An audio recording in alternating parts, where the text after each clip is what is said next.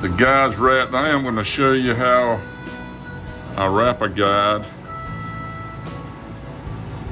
Simply go around twice.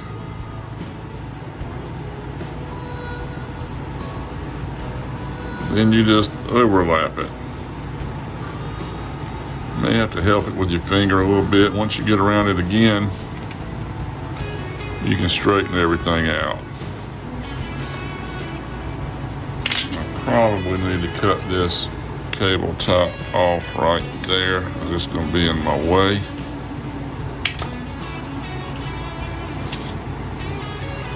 And what I'm going to do is I'm going to put this rod handle is EVA and it's black. So I'm going to put 2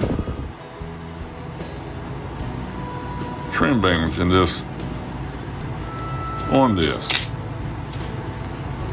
Of course you want your, if you're doing it by hand or by power wrapper, you want your string to angle away from where you're going. That'll keep it good and tight. Once I go around it 2 or 3 times, I'll come in here and cut that tag in, and I'm not too particular about cutting it close because you're going to cover it up. Then I'm going to come in, get this right.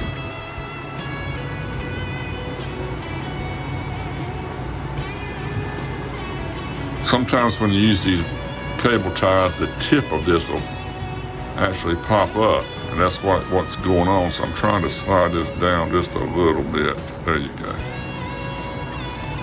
Then I'm going to get my trim bands.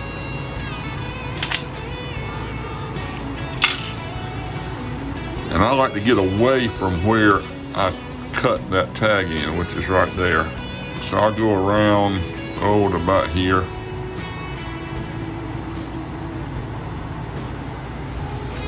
I didn't cut that long enough. Let me cut another trim band here.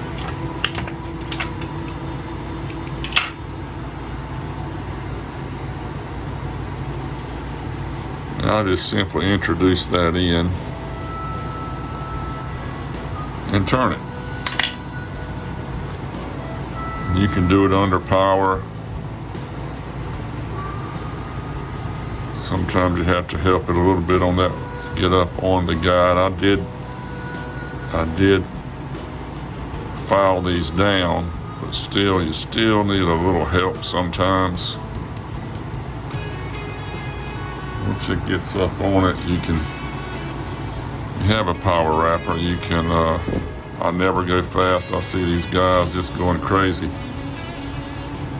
I never go real fast on this because it can make a mess. Okay, I'm gonna put my first trim right there. The way I do it is I'll come around, I'll kick this way out, and I'll make room for this trim right in here. And I go around behind it. And this is a chore with the camera between me and what I'm doing. So if I hit the camera, I apologize in advance. And I'm going 3 times around it.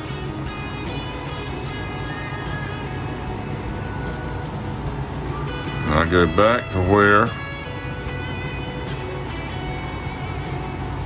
I started. And then your main thread will lock all that in. You want to go around it a time or 2. And if you see something that you don't like, it needs to be tightened up, now's the time to do it. Because when you wrap that around there, you can't see the back side. You only see the front side. That looked pretty good, so I'm gonna go ahead and go a little bit further, then I'm gonna cut that cable tie off. Is this gonna be in my way?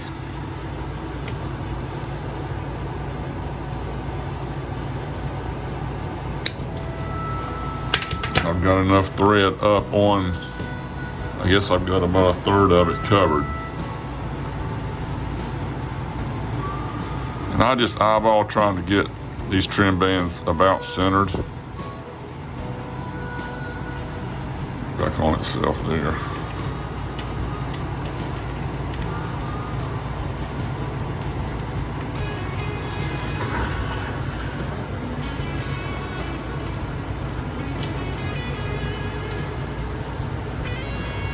Sorry, my rod came out of my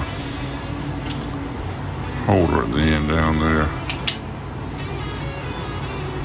So I'll go around to where I see a nice spot. And you see these like this that are loose, just slide them over.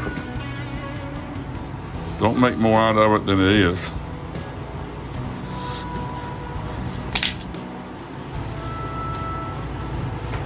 Again, I got the trim band, kick this over. I'm gonna wrap it 3 times.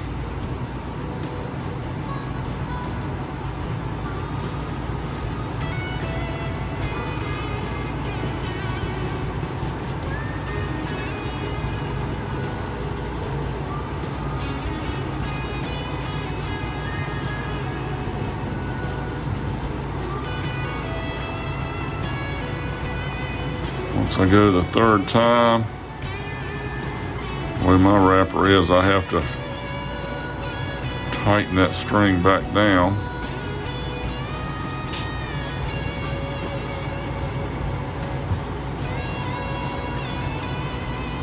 Then I'm good to go. You see right here, this guy got a little bit off. If it's something I can't live with, I'll redo it. That one's real close to something I can't live with. So I'm going to redo that one.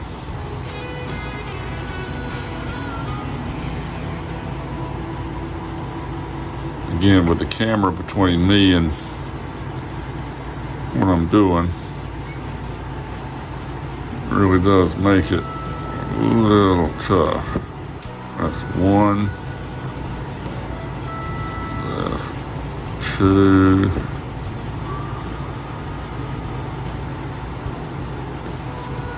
This is 3.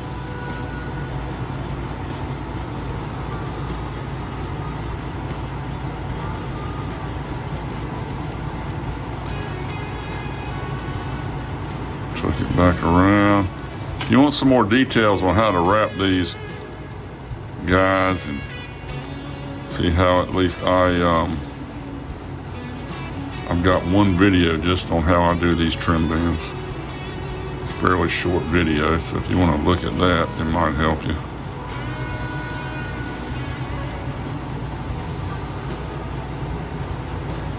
And I like to put a couple in this last one just because it's a custom rod. You want the guy to have something he can't buy at Walmart.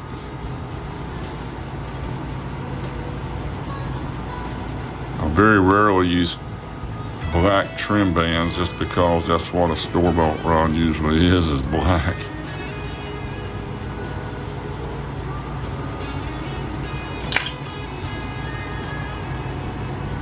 Okay, do a couple more. Wants to go over on me for some reason.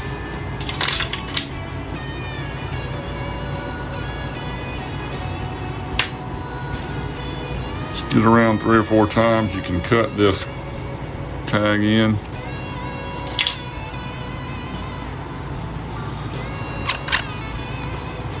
Put a little bit of power under it. And I like to put my my pull throughs in way out, and I'll show you why. I like to get away from all the others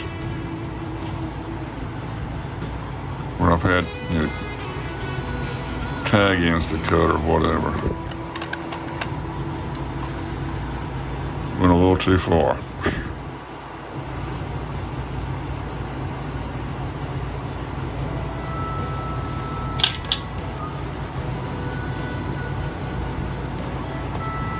Sorry about that, hit it again.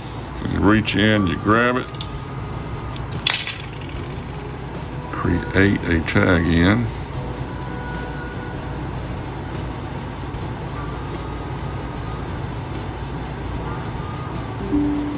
Hold this tag in right here tight and pull this on through. When it gets like that, the reason I like to leave them This is a good distance. Really, you only need 3 or 4 wraps to do a tie off. And I like to leave it that way. Then I cut this fairly close, maybe 1/8 of an inch, and I pull it through at an angle, and I haven't got to worry about a tag in. So you go through and you burnish it.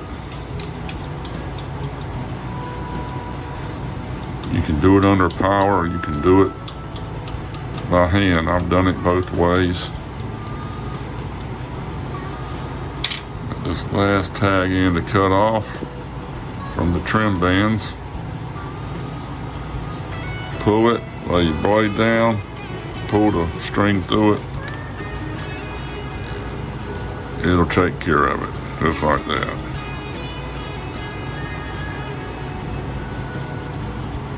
So there you have it.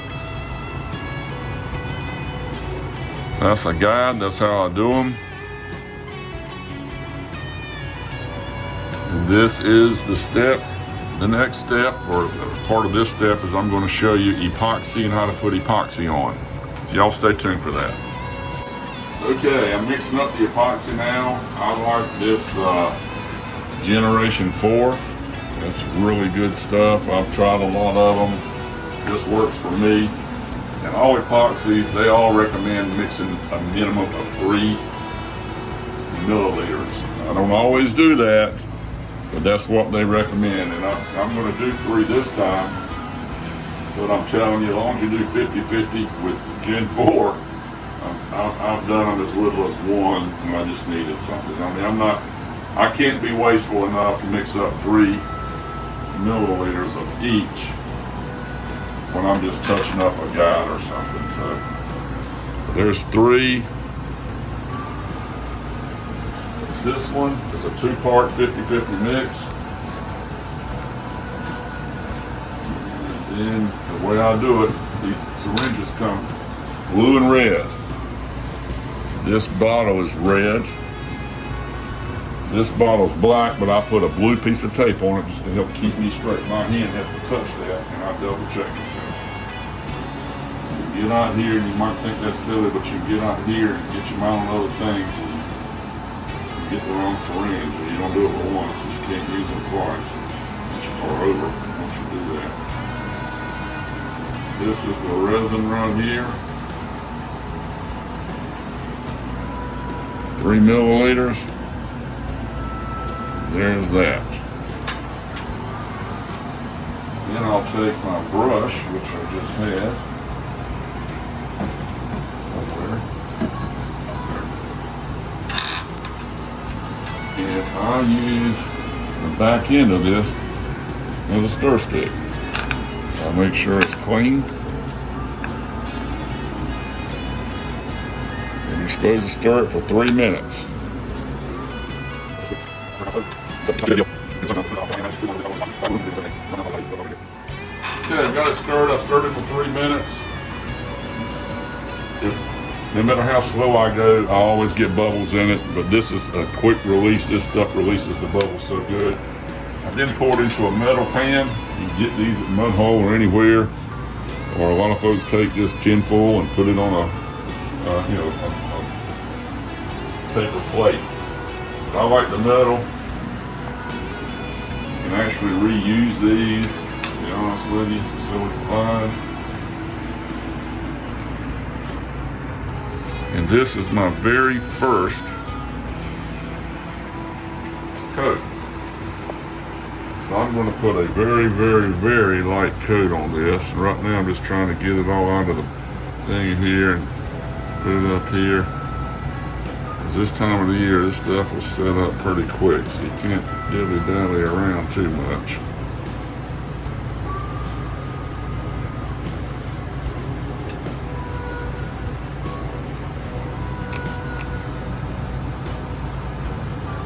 Although I think I've got plenty. What I'll do is this first coat will be pretty ugly.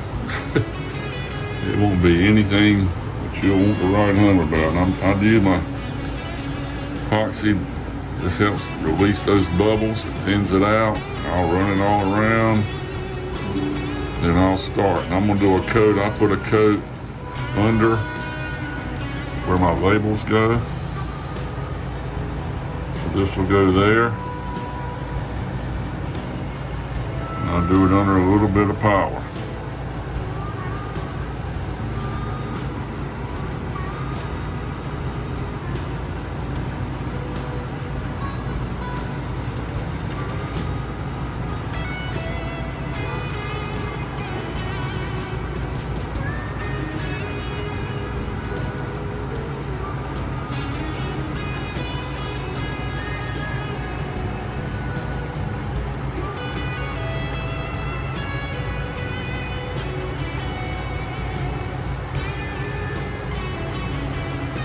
This epoxy will level itself. I don't have my, let me tighten this up right here.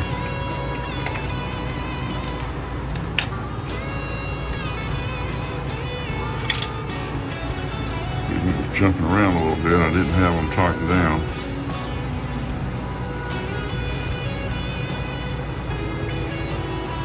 I'll go down and make sure everything's got a nice thin coat on it.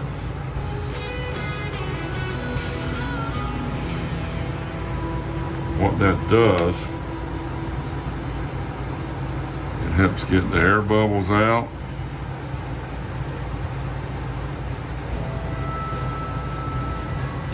Get you started good.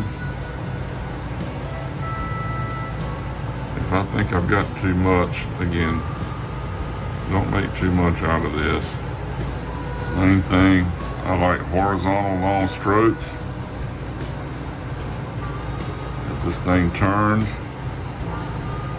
it's self-leveling. This makes sense. If they're horizontal, they'll level better. Like I said, this will not be too impressive of a coat, so don't let that worry you. I will probably, on a decorative wrap like this, put probably 5 coats. Because you're going to have a lot of ups and downs. And I usually don't do any cutting my fuzzies out, so to speak, with my razor blade on this coat. I usually do that on the second, probably third coat, depending on how thick I put it on here. This is an area that my labels are going on, so like I said, I like to get a coat of epoxy under those.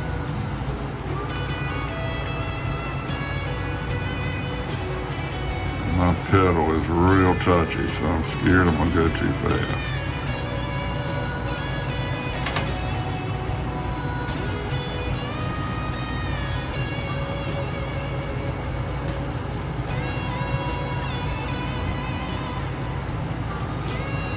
Want a nice even coat on there. Get through this horizontal strokes.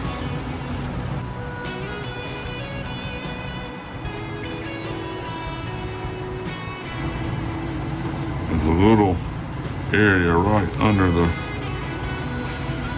cavity, right under it, that I have to make sure that gets epoxy in it.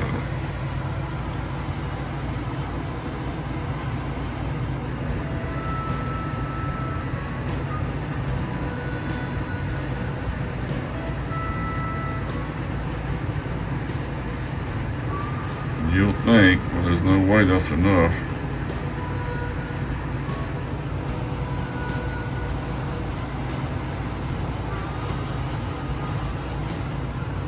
This will bring out every little blemish that you have on any of this thread. But you can fix it. Cut those blemishes out. Not that hard to do.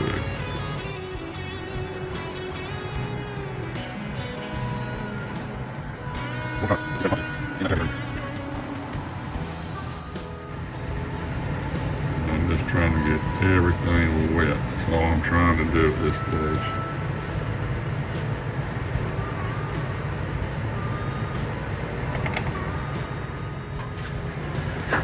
I'll just work my way down. And I've got way more epoxy than I'm going to need in this mixed up. So the reason I did 3 is because that's what the instructions really say, do that. But if you're careful and you're measuring them with a syringe, they want it to be 50-50. The idea behind 3 is if you do get off on your measurement, it's diluted a little bit. Not quite as big a problem.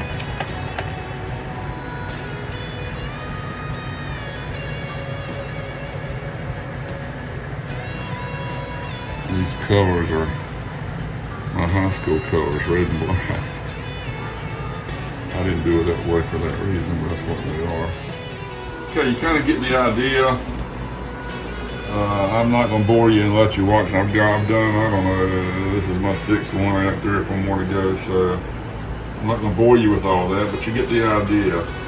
Real thin coats of epoxy. Thin is your friend. And count on, don't think you're going to get by with 1 coat. I don't care which epoxy you use. You're going to take more than one, it's going to take more than 1 coat. And like I said, something as much thread as that decorative wrap, it's going to take probably 4 or 5. These guys will take probably 3. And that's it. We'll go to the next section. Okay, I do my own epoxy ramps, winding checks. And you want this thing to be about the consistency of honey. This ain't quite there, but I'm going to put some on there just to get it started. It's just not quite thick enough yet. That'll get on out.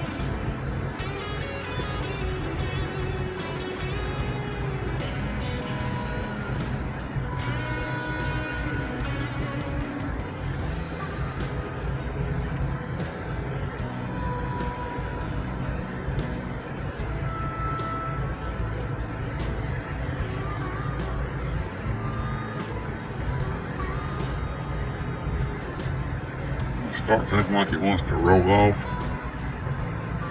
This ain't with it.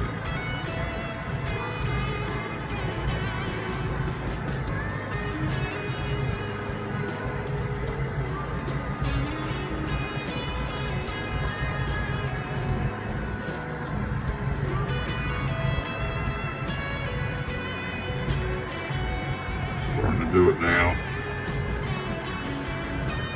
Got a little bit of that epoxy on the handle, which I'm going to get off with some alcohol.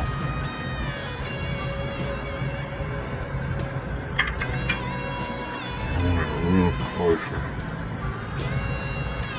I'll just drag it over.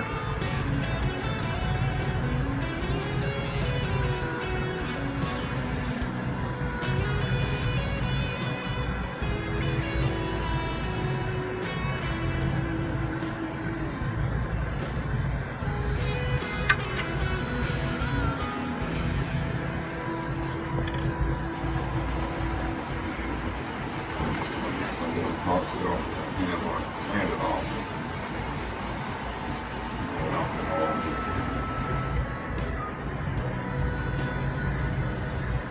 Alright.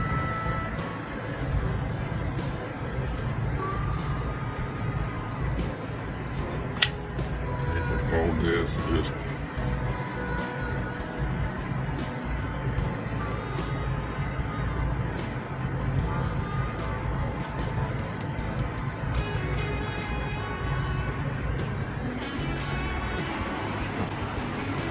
just working its way and starting to ramp a little bit. I'll put just another hair on here. Just let it drizzle.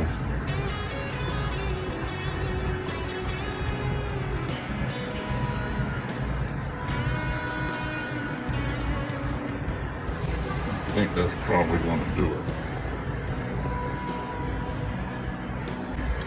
So anyway, that gives you an idea of how I do my epoxy ramps, those winding checks, I should say. I'll do an epoxy, I'll wrap it in thread like I showed you, then I'll do this little ramp. I just never liked those little rubber winding checks. They just didn't seem very professional, to be honest with you. So I saw another guy that did this on YouTube, and I started practicing at it. once you get a knack for it, it does add a nice look to the rod. Doesn't help you out.